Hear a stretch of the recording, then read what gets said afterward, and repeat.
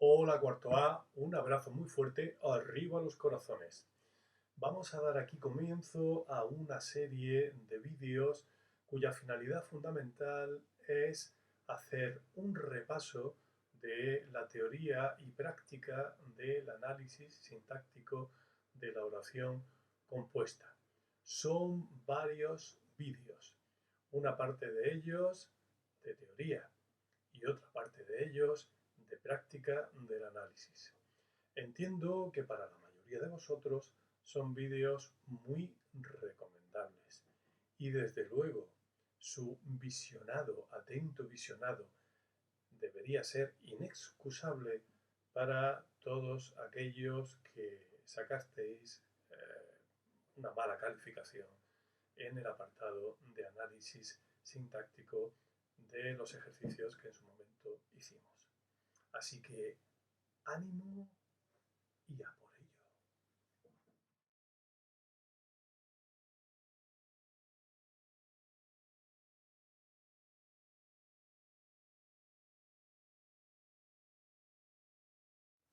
Bien, como diría el castizo, comencemos por el principio.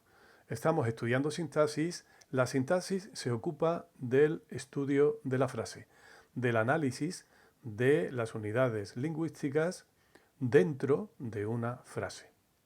Así que habrá que comenzar por saber qué es eso de la frase. Escuchad estas dos secuencias. A las 7 de la tarde, a las 7 de la tarde, a las 7 de la tarde, a las 7 de la tarde. Estas dos secuencias tienen algo en común y algo que las diferencia. ¿Qué tienen en común estas dos secuencias? Tienen igual significado. Efectivamente, las dos secuencias están compuestas por las mismas palabras y dispuestas además, fijaos, de la misma manera, con el mismo tipo de relación entre sí. Con lo cual, si tú te vas a un diccionario y buscas el significado de las dos secuencias, obtendrás el mismo resultado.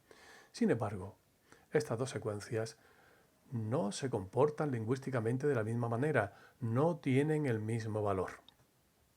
¿En qué se diferencian? Bien, se diferencian en primer lugar, eso es, por la entonación, por la música. Una música es a las 7 de la tarde y otra música es a las 7 de la tarde. ¿Cómo se representa eso en la escritura? A las 7 de la tarde, ¿qué signo de puntuación pondréis vosotros ahí para saber que esto se tiene que leer de esa manera? Efectivamente, una coma. ¿Y qué signo de puntuación pondréis vosotros aquí a las 7 de la tarde? Efectivamente, un punto. Bien, el caso es que hay una diferencia entonativa entre las dos secuencias y está claro que esa diferencia entonativa hace que el valor de las dos secuencias sea distinto. Recordad que hay un concepto en la lengua que es el concepto de sentido. ¿Qué es el sentido? El sentido es aquello que se hace con el lenguaje. Fundamentalmente lo podemos definir de esa manera. ¿Qué se puede hacer con el lenguaje? ¿Qué se puede hacer con la lengua? Con las distintas variedades del lenguaje.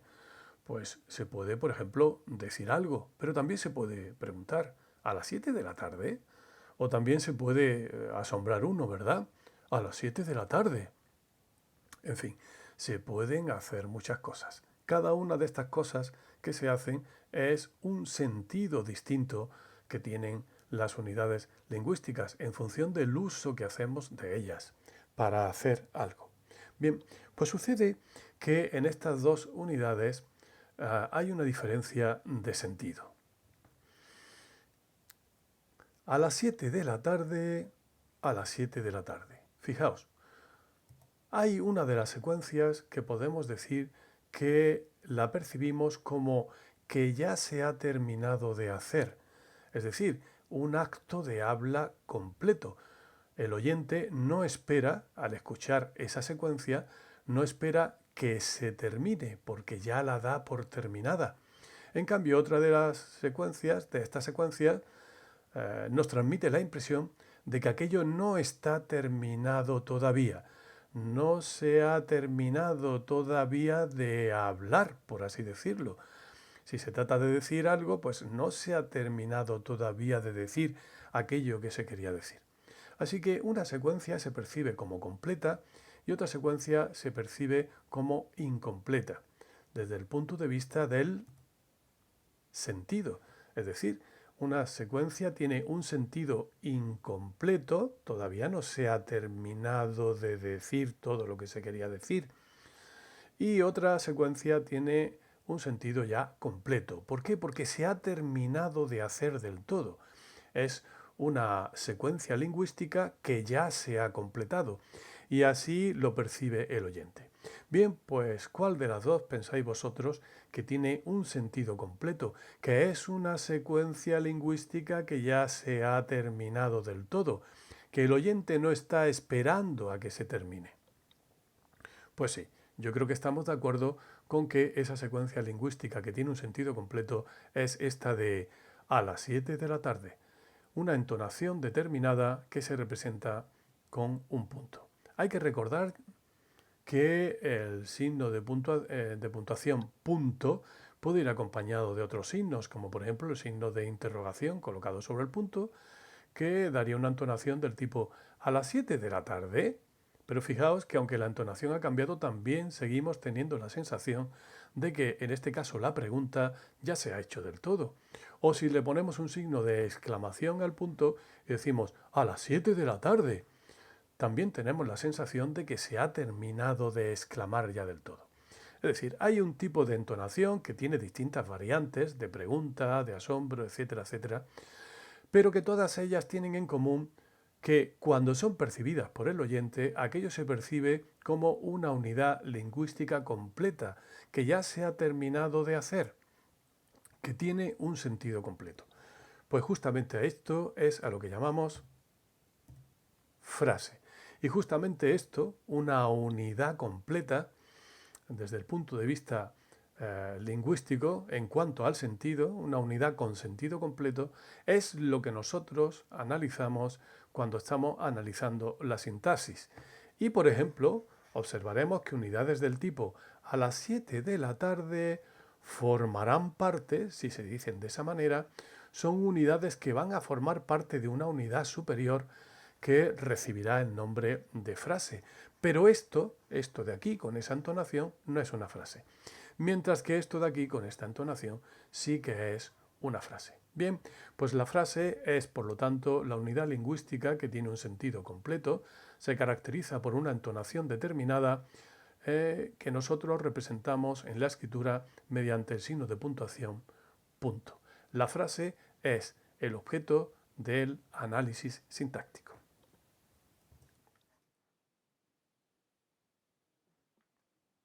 Bien, aquí tenemos una serie de frases. ¿A qué hora? ¿Ha llegado ya ese chico? Ayer llovió en Grazalema. Cuando llame, me avisas. El cantar de mi Cid. Quiero cantar contigo. ¿Por qué son frases todas ellas? Todas ellas son frases porque tienen un sentido completo. Eso se nota en primer lugar por la entonación. El oyente, cuando escucha cada una de estas unidades, entiende que ya se ha terminado de hacer. Es cierto que la música varía un poco. Por ejemplo, ¿a qué hora? Es distinto de ayer llovió en Grazalema. Esta es la música de preguntar ¿a qué hora? Esta es la música de decir ayer llovió en Grazalema. Pero tienen en común el hecho de que el oyente, cuando escucha ¿a qué hora?, percibe que aquella pregunta ya se ha terminado de hacer. Y el oyente, cuando escucha ayer llovió en Grazalema, percibe que ya se ha terminado de decir eso que se está diciendo. Eso se representa, esa entonación que indica que es una frase que tiene sentido completo, que ya se ha terminado del todo, se indica mediante el punto que aparece en cada una de ellas. Así que todas son frases. Bien, fijémonos ahora en que algunas de estas frases tienen algo que no tienen las demás. Se trata efectivamente del verbo. Podemos localizar más verbos, llovió, llame, avisas. Atención que en esta frase veis que hay más de un verbo. Vamos a detenernos aquí.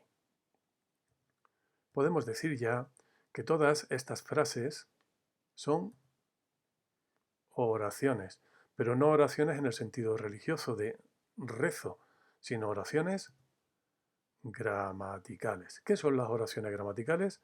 Son frases, es decir, unidades lingüísticas que tienen un sentido completo.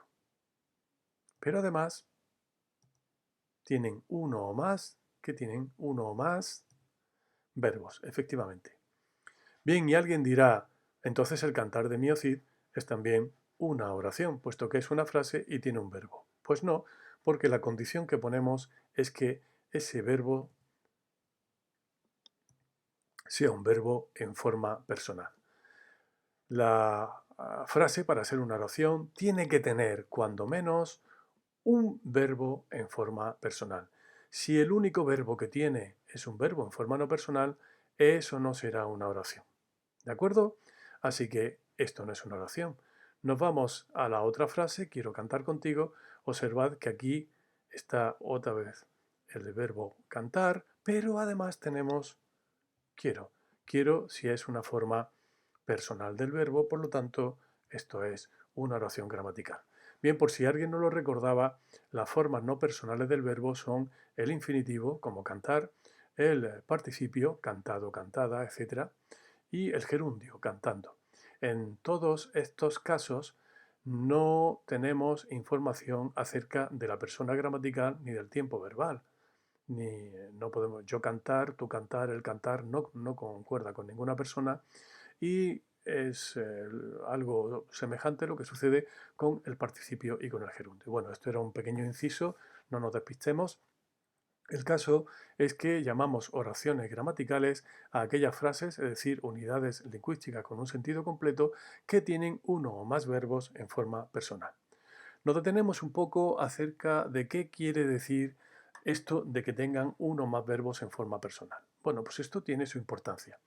Que tenga uno o más verbos en forma personal, ¿qué quiere decir? Quiere decir que tiene uno o más predicados, porque el verbo, como sabéis, siempre es el núcleo de un grupo verbal o un sintagma verbal al que llamamos predicado. ¿Y qué es un predicado? Pues un predicado es un hecho, es una secuencia lingüística en la que se nos dice algo que ha pasado, que está pasando o que pasará.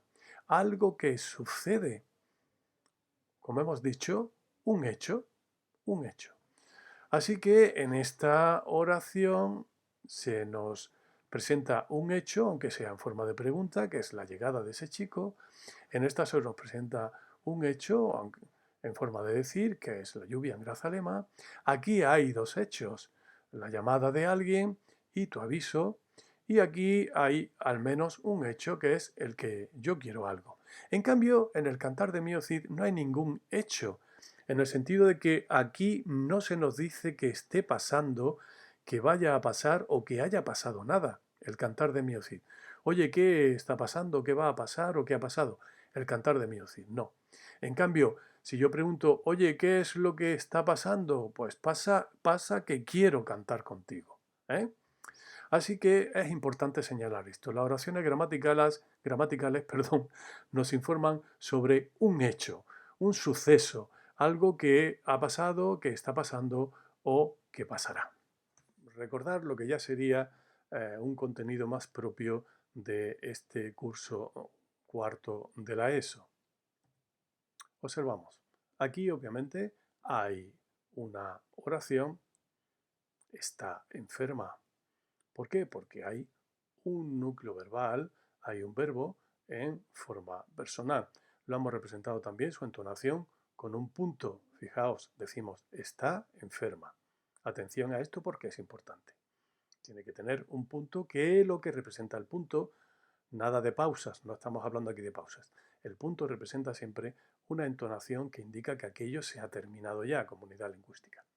Bien, esta oración podría ir acompañada de un sujeto, por ejemplo, Paquita. Paquita está enferma. En la oración, como ya sabéis, el predicado, este sujeto que hemos hecho aparecer ahí, el predicado es algo que decimos que sucede o que ha sucedido o que sucederá. Y eso que sucede, ha sucedido o sucederá, se puede decir a propósito de algo de alguien. En este caso, a propósito de Paquita. Ese algo o alguien a propósito del cual se dice lo que se dice en el predicado, se predica la información o el suceso del predicado, ese algo o alguien a propósito del cual hablamos es el sujeto. Bueno, pues de Paquita podemos decir alguna otra cosa también, ¿no? Podemos decir, por ejemplo, que no ha venido a clase.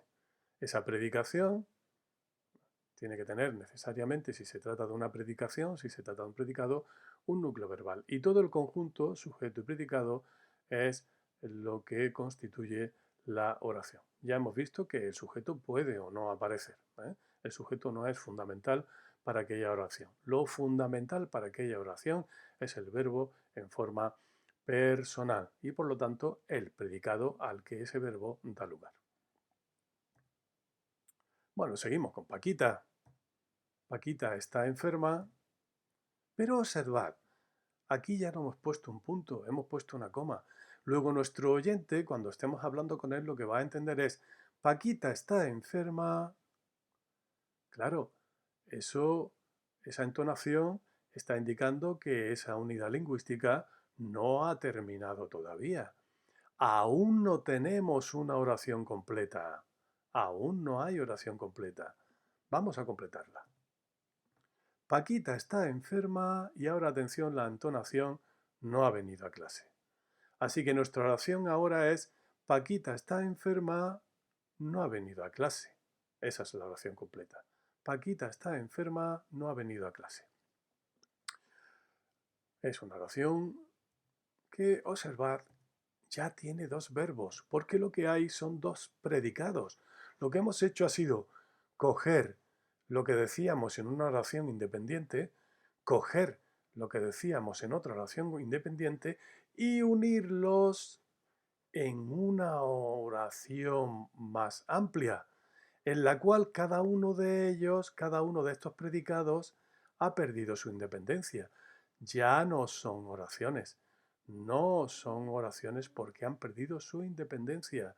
No son unidades completas desde el punto de vista del sentido. Aquí lo que decimos no es solamente que Paquita está enferma o solamente que no ha venido a clase, como sucedía antes.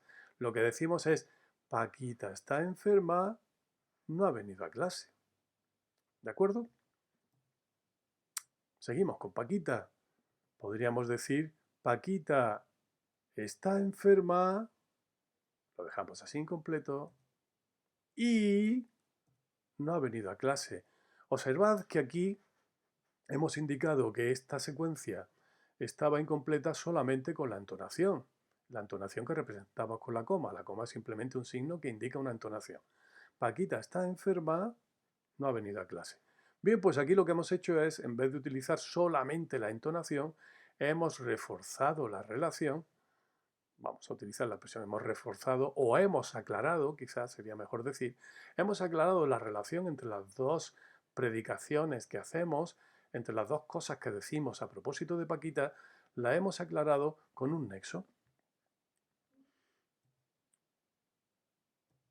Seguimos con Paquita. Paquita no ha venido a clase, está enferma, aquí falta algo, ¿verdad? Efectivamente, un nexo. Fijaros que ahora la relación ha cambiado, sigue teniendo en común con las anteriores oraciones que se trata de dos verbos, se trata de dos predicados que están relacionados entre sí, pero aquí el tipo de relación ha cambiado. No tienen la misma relación, está enferma y no ha venido a clase en esta oración, que no ha venido a clase porque está enferma. Aquí estamos indicando que está enferma es la causa de que no haya venido a clase. Aquí, sin embargo, no aclaramos eso. Fijaos, en toda la serie, en las tres oraciones, estamos relacionando las mismas ideas. Hay más de una idea que relacionamos entre sí, pero no las relacionamos de la misma manera. ¿Qué tienen en común estas tres oraciones? Porque todos son oraciones, fijaos que tenemos aquí el punto al final. ¿Qué tienen en común todas estas tres oraciones?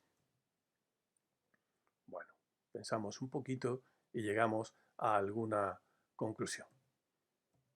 La conclusión es que esas oraciones primeras en las que solamente hay un verbo en forma personal y por lo tanto solamente hay un predicado, fijaros que lo fundamental es la idea de que solamente hay un predicado, solamente decimos una cosa que ha sucedido, solo ha sucedido una cosa en la oración.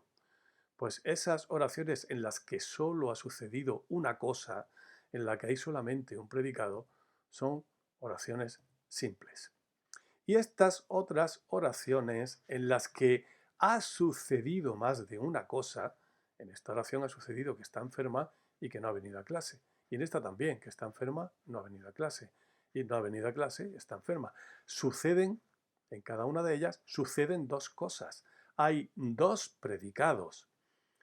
No importa que sean dos, siempre y cuando sean más de uno para nuestro propósito, que se trata de decir que este tipo de oraciones en las que hay más de un predicado, en las que sucede más de una cosa y desde el punto de vista práctico para nuestro análisis, en las que hay más de un verbo, son oraciones compuestas. Bien, pues ya sabéis, oraciones simples, aquellas en las que hay solamente un verbo y por lo tanto un solo predicado y por lo tanto sucede solamente una cosa, y oraciones compuestas, aquellas en las que hay más de un verbo, hay más de un predicado, sucede más de una cosa. No nos vamos a entretener, pero ya sabéis, nos vamos a insistir en un tema que debéis conocer. Sabéis que hay formas compuestas de los verbos, tenéis que tener mucho cuidado. Aquí no hay dos verbos, no lo analizamos como dos verbos, sino que lo analizamos solamente con uno. Tenéis que recordar, por ejemplo, que las formas en voz pasiva también están formadas por dos verbos que se analizan como solamente uno, y en general tenéis que recordar que las perífrasis están formadas por más de un verbo, pero se analizan como solamente uno, ¿de acuerdo? Tened cuidado con eso porque a partir de ahora lo que señalaremos fundamentalmente para distinguir oraciones simples de oraciones compuestas son los verbos, el número de verbos que haya. Bien, tenemos aquí, Paquita no ha venido a clase porque está enferma. Antes esto era Paquita no ha venido a clase porque está enferma, le habíamos puesto un punto con esta entonación, se terminaba la oración, pero aquí no tenemos una oración. Ahí hay una coma, no hay oración. Decimos, Paquita no ha venido a clase porque está enferma, así que no la esperes. ¿Vale? Aquí acaba la oración. Paquita no ha venido a clase porque está enferma, así que no la esperes. Bueno, a partir de ahora lo primero que señalamos siempre, delimitamos con corchetes el trocito del discurso que vamos a analizar. Todavía no sabemos si se trata de una oración, si no se trata de una oración, si es una oración simple en el caso de que lo sea o es compuesta. Solamente sabemos que vamos a analizar este trocito de discurso. Lo primero señalamos verbos. Queremos saber si la oración es simple o compuesta, es decir, si la oración sucede una sola cosa o suceden varias cosas, o dicho de otra manera, si hay solamente una idea o un hecho, o si hay varios hechos que se relacionan entre sí. Eso es lo que queremos saber. Y para eso señalamos los verbos, siempre. Señalamos primero los verbos. ¿Ha venido? ¿Está? Esperes. ¿Qué quiere decir esto? Quiere decir esto que en el ejemplo que nos ocupa hay tres verbos, por lo tanto va a haber, no va a haber, sino que hay tres predicados, aunque todavía no los hayamos analizado, hay tres predicados, quiere decir que hay tres hechos que se relacionan entre sí, tres ideas que se relacionan entre sí. El objetivo fundamental en el análisis de relación compuesta que nos hemos planteado este año es distinguir los hechos que se relacionan en la oración compuesta y distinguir de qué manera se relacionan, qué tipo de relación es la que tienen esos hechos entre sí. Veis que se trata de un proceso mental, desde el punto de vista del pensamiento, más complejo.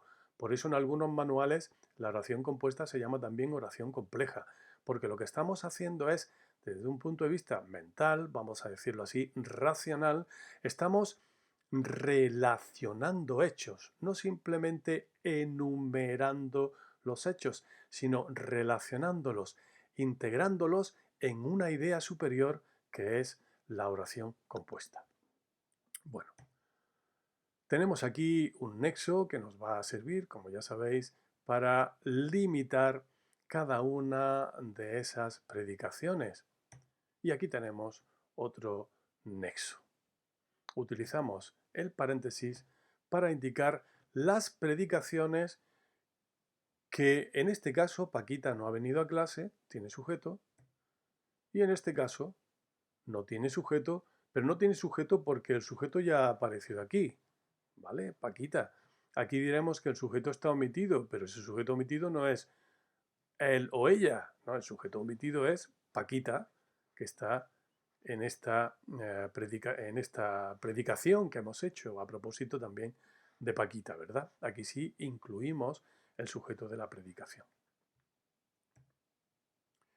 Y finalmente no la esperes. Así que los hechos que relacionamos en esta oración son que Paquita no ha venido a clase, que está enferma y que no la esperes. Poco a poco iremos distinguiendo el tipo de relación que se dan. Por ejemplo, aquí estamos indicando que el que esté enferma es la causa de que no haya venido a clase. Y por ejemplo, aquí estamos indicando una consecuencia.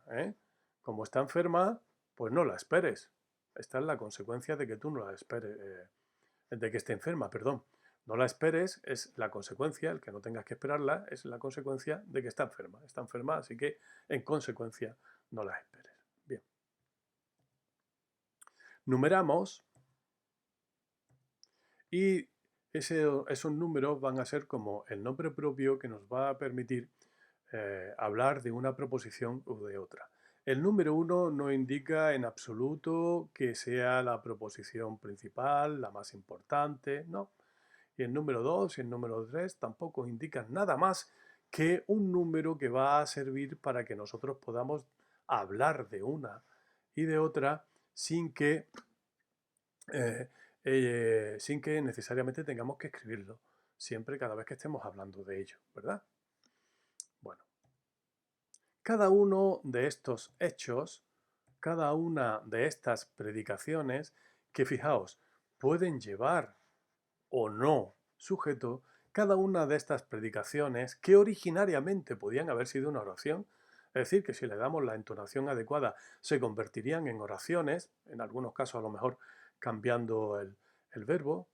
Nosotros podíamos convertir en oración el número 1, Paquita no ha venido a clase. Podríamos convertir en oración la número 2, está enferma. Podríamos convertir en oración la número 3, no la esperes. Pero el caso es que aquí no son oraciones. Aquí no son oraciones porque carecen de independencia. Nosotros no llamamos a estas secuencias oraciones, porque entendemos que al haber perdido su independencia de entonación y de sentido, ya no son oraciones, forman parte de la oración. ¿Cómo denominamos a esas partes de la oración que tienen predicado y que pueden tener o no sujeto como si fueran oraciones?